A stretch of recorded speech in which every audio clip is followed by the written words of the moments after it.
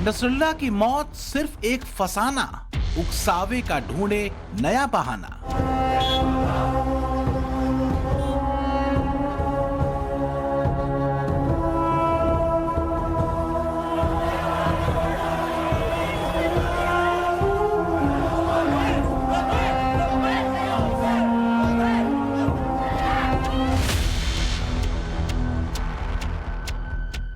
आप कौम को खिताब कीजिए।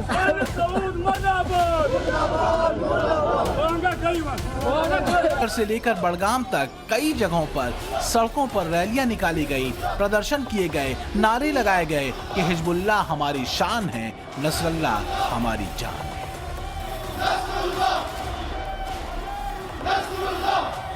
सवाल यह है कि कश्मीर, जहां धारा 370 के हटाए जाने के बाद पहली बार चुनाव हो रहे हैं, उसका हिजबुल्लाह और नसरुल्लाह से क्या कनेक्शन है? वहां क्यों ग्लोबल टेररिस्ट घोषित किए गए नसरुल्लाह के लिए हमदर्दी दिखाई जा रही है? किसके इशारे पर इस आतंकी का महिमा मंडन किया जा रहा है? चुनाव के बीच इस तरह के प्रदर्शन से किसका एजेंडा साधा जा रहा है?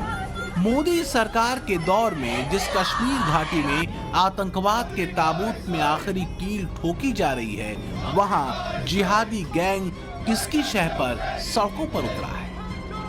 इन सारे सवालों के जवाब बेहद जरूरी है। लेकिन पहले नवभारत संवाददाता ने श्रीनगर से जो तस्वीर भेजी है वो आपको दिखाते हैं।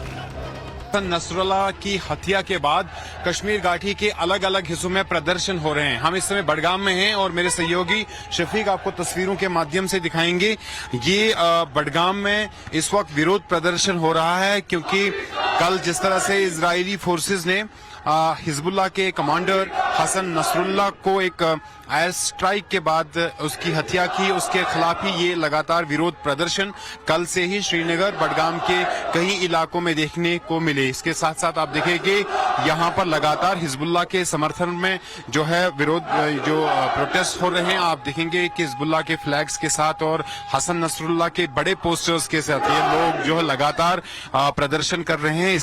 श्रीनगर में इस तरह की भीड़ आतंकी बुरहान वानी के खात्मे पर साल 2020 में निकाली गई थी और घाटी में आतंकवाद को ग्लोरीफाई किया गया था और कश्मीर के नौजवानों को आतंक से जोड़ने की कोशिश हुई थी। अब लेबनान में मारे गए नसरुल्लाह की मौत को यहां भुनाने की कोशिश हो रही है और इन्हें शह देने वाले कौन हैं, ये समझना मुश्किल है। गजब तो ये है कि पीडीपी चीफ महबूबा मुफ्ती ने बड़ी बेशर्मी से आतंकी नसरुल्लाह को शहीद बताया है। उसके इशारे पर अंजाम दी गई आतंकी वारदातों का महिमा मंडन किया है। महबूबा के बयान के बाद तो नेशनल कॉन्फ्रेंस समेत कश्मीर की कई पार्टियां नसरुल्लाह के खात्मे पर रुदाली बनती दिख रही हैं।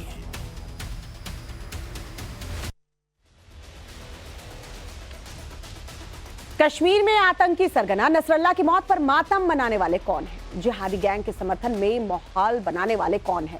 इसे गंभीरता से लेने की आज बहुत जरूरत है क्योंकि जम्मू कश्मीर में चुनाव हो रहे हैं। जम्मू कश्मीर के लोग अपना नया भविष्य चुनने का मन बना चुके हैं जिसमें आतंक की जगह बिल्कुल भी नहीं है। फिर महबूबा मुफ्ती क्यों नसरुल्लाह को शहीद बता रही हैं? उस नसरुल्लाह को जिसने 6 लाख से ज्यादा सीरियाई नागरिकों के कत्लेआम में शामिल होने का गुनाह किया। न जाने कितने बेगुनाह इजरायलियों को अपने आतंक का उसने निशाना बनाया। जाहिर है महबूबा ने बीच चुनाव में बड़ा दाव खेला है जिसका फायदा घाटी में आतंकियों के स्लीपर सेल को होगा जो कट्टरपंथी गैंग का तुष्टीकरण करेगा। लेकिन लेबनान और सीरिया के मुसलमानों ने महबूबा के लिए वो मुश्किल खड़ी कर दी है जिसका उन्हें सपनों में भी अंदाजा नहीं था। ऐसा क्या हुआ लेबनान और सीरिया में, अब उस पर एक एक्सक्लूसिव रिपोर्ट दिखाते हैं, वो भी देखिए और समझिए।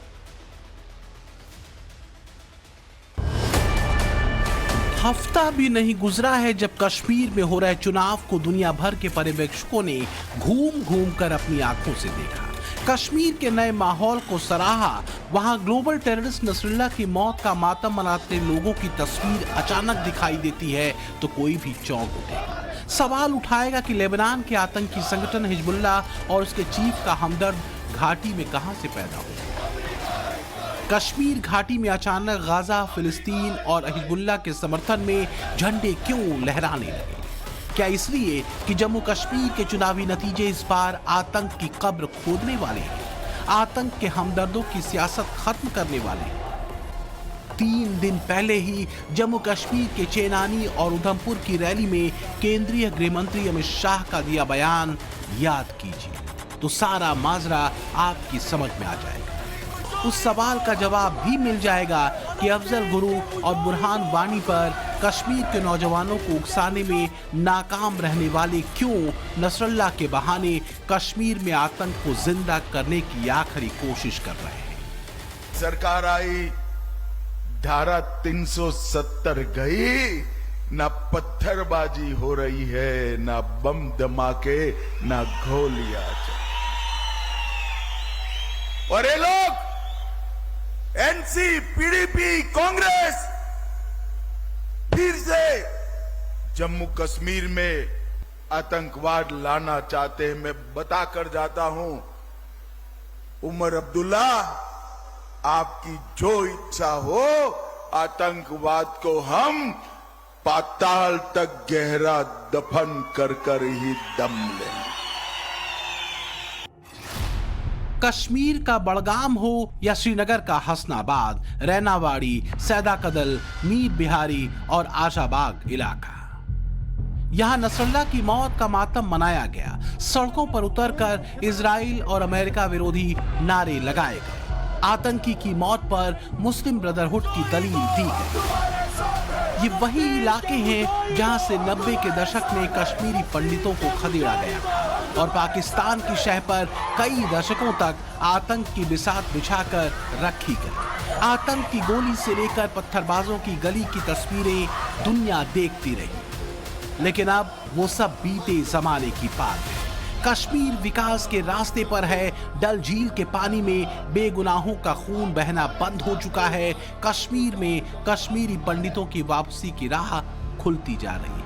कश्मीर की नई पीढ़ी के एक बड़े तबके की बदलती सोच भी दिख रही है। शायद यही बात उन ताकतों को बेचैन कर रही है जो घाटी में डर और आतंक के दौर को किसी भी हाल में जारी रखना चाहते हैं, ताकि कश्मीर हिंदुस्तान से कटा दिखे और वहां जिहादी गैंग का कब्जा दिखे।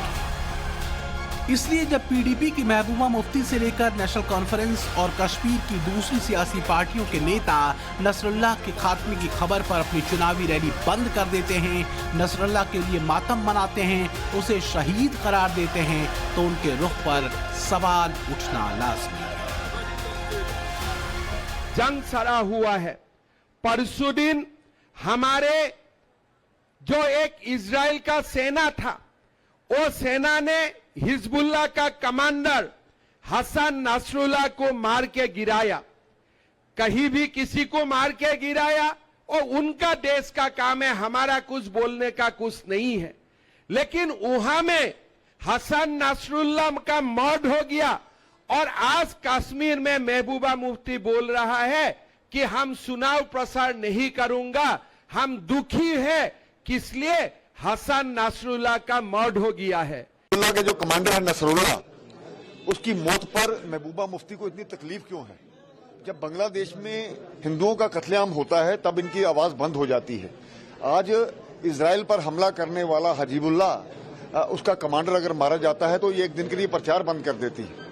ये घड़ियाली आंसू हैं, मगरमच्छ के आंसू हैं।